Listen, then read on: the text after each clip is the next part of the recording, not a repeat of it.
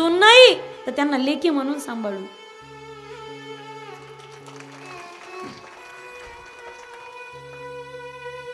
हे जर वाक्य प्रत्येक सासऱ्याने लक्षात घेतलं तर कोणी घरामध्ये एकही सुनबाई घासलेट घेऊन मरणार नाही. कधीच. मतदार मोठा असतो का उमेदवार? कोण मोठा असतो? मतदार मोठा असतो. उमेदवार भीक मागायला येतो दारात, मला मतदान करा म्हणून. मतदारांनी कधी स्वतःला कमी समजायचं नाही. बोलू गोड वाक्य आता ऐकता का तुम्ही? बोलू का? तुम्हाला आवाज येत असेल ना जरा जास्तीचा, बरं वाटलं असेल ना. पण समोर बसलेल्याला लय वाईट वाटलं असेल ना. शेजारी बसलेल्याला नाही ना. त्रास झाला तर मागं बसा, माझ्यामुळे कांठाळे बसायचे तुमच्या. शाळेचा शिपाई जर आपल्याला तिची जागा भरायची असेल, शाळेच्या शिपायाची जागा भरायची असेल तर तिची 3-3दा परीक्षा घेतली जाते. 3-3दा त्याचा इंटरव्ह्यू घेतला जातो. अरे साधा शाळेतला शिपाई जर भरायचा असेल तर तिची 3-3दा इंटरव्ह्यू घेतली जाते. पण ज्याच्या हातात आम्हाला तालुका द्यायचा आहे, जिल्हा द्यायचा आहे, आमचा महाराष्ट्र द्यायचा आहे आणि देश द्यायचा आहे, त्यांची आपण किती वेळा परीक्षा घेतो.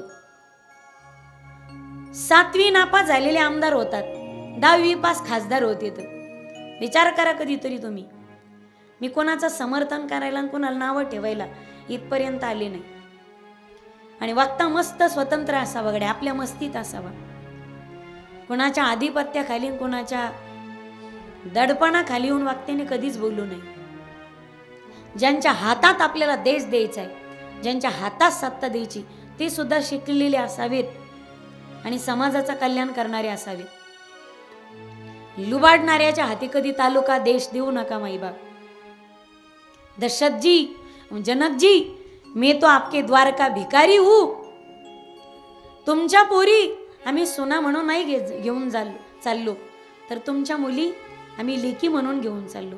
आणि ऐका सगळ्या सासऱ्यांनो, हे वाक्य काळजात उतरून घ्या.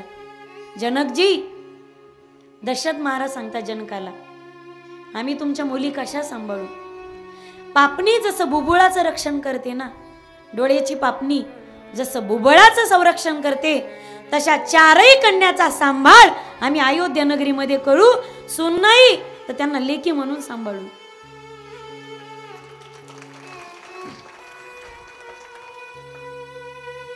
हे जर वाक्य प्रत्येक सासऱ्याने लक्षात घेतलं तर कोणी घरामध्ये एकही सुनबाई घासलेट घेऊन मरणार नाही, कधीच मरणार नाही.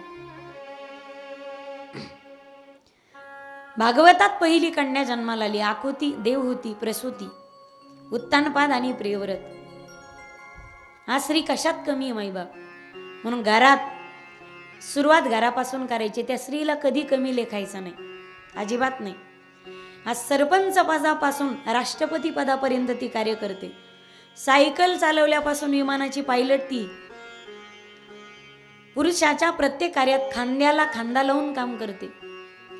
स्त्री शिक्षणाची ज्योत प्रज्वलित करण्यासाठी क्रांतिज्योती सावित्रीबाई फुलेंनी जर अट्टहास त्रास सहन केला नसताना आज कथा कीर्तनासाठी आपण घराच्या बाहेर सुद्धा पडू शकलो नसतो. आणि आज एक महिला या व्यासपीठावरती बसून भागवताची कथा तुम्हाला कधी सांगू शकली नसती. अध्यात्मा स्त्रीला अधिकार माझ्या जनाई मिराईनी मुक्ताईनी दिला. पण आज अक्षराची ओळख मला झाली आणि तुमच्या समोर मला भागवत कथा सांगता येते, मला अध्ययन करता आलं, मला वाचता आलं, मला लिहिता आलं. आणि सर्वस्वी हे सगळे जर उपकार स्त्री जातीवरती असतील तर हे सगळे उपकार क्रांतिज्योती सावित्रीबाई फुलेंचे. आणि सगळ्यात मोठं मन केलं असेल, आज एखाद्या माणसाची बायको कीर्तनकार होईल, डॉक्टर होईल, कंडक्टर होईल, मास्तरीन होईल, सरपंचीन होईल, आमदारीन, खासदारीन, राष्ट्रपती होईल, याच्यात अजिबात नवल नाही. कारण आज काळ बदलतोय आणि लोक सुशिक्षित आहेत. खेड्यातल्या खेड्यात सामान्यातला सामान्य व्यक्ती 10वी 12वी शिकलेला असतो. आज कोणती पोरगी ग्रॅज्युएशनच्या खाली नसते. ग्रॅज्युएट, पोस्ट ग्रॅज्युएट, आज दगड उचलला की ग्रॅज्युएट माणूस निघतोय. आजकाल लोक शिकतील आणि काय करतील याच्यात अजिबात नवल नाही. पण तो काळ पहा, 7च्या आत घरात चूल आणि मूल या सगळ्या प्रथा असताना सुद्धा रात्र रात्र जागून महात्मा ज्योतिराव फुलेंनी आपल्या पत्नीला सौभाग्यवतीला सावित्रीबाई फुलेंना अक्षराची ओळख दिली. हे काळ असा होता माईबाप. सावित्रीबाई फुलेंसोबत एक मुस्लिमाची बाई सुद्धा, एक मुस्लिम जातीतली बाई सुद्धा शिक्षणाचे धडे शिकू लागली, गिरवू लागली. मला त्यांचं नाव आठवत नाही, पण फार मोठं सहकार्य होतं एका मुस्लिम बाईचं सुद्धा. ज्यावेळी शिकवणी घ्यायला जायच्या सावित्रीबाई, लोकांनी अंगावरती पाणी फेकायचं, शेणाचे गोळे, चिखलाचे गोळे, पण तो सगळा त्रास सहन केला आणि स्त्रियांना साक्षर बनवले. म्हणून पहिली महिला शिक्षक जर असली, पहिली महिला अध्यापक सावित्रीबाई फुले. म्हणून आजही पहा तुम्ही, शिक्षक दिन हा सावित्रीबाई फुले आणि महात्मा ज्योतिराव फुले यांच्या नावाने साजरा झाला पाहिजे. खरी शिक्षणाची ज्योत त्यांनी प्रज्वलित केली. आज घराघरात जिच्या हाती पाळणीची दोरी, ती जगाते उद्धारी. आज महिलांना अक्षर ओळख झाली आणि महिला आकाशाच्या पलीकडे स्वतःच्या महत्वाकांक्षेची झेप घेऊ लागली. प्रथम 3 कन्या जन्मास आल्या, नंतर 2 पुत्र, उत्तानपाद आणि प्रियव्रत. आज आपण पहिल्यांदा उत्तानपादाचं चरित्र पाहणार आहोत. उत्तानपाद आणि नंतर प्रियव्रत. उत्तानपाद राजा. उत्तानपाद म्हणजे उलटी प्रवृत्ती. नाहीतरी आईच्या गर्भात असताना सगळे उत्तानपादच होते ना, खाली मुंडकन वर पाय. उलटा जन्माला आला तो, पायाकडून जन्माला आला उत्तानपाद. नाहीतरी आईच्या गर्भात सारी उत्तानपादच आहे. आणि आज व्यवहार सगळा उलटच चालला. काय सोयीचं चाललंय आज. पहा ना तुम्ही, माणूस एखादा घरातून बाहेर चालला, त्याला म्हणतात लोक, अनवाणी पायाने जाऊ नकोस, पायात चप्पल, पायात चप्पल. आता पायात चप्पल घालतेत का चपलीत पाय घालतेत?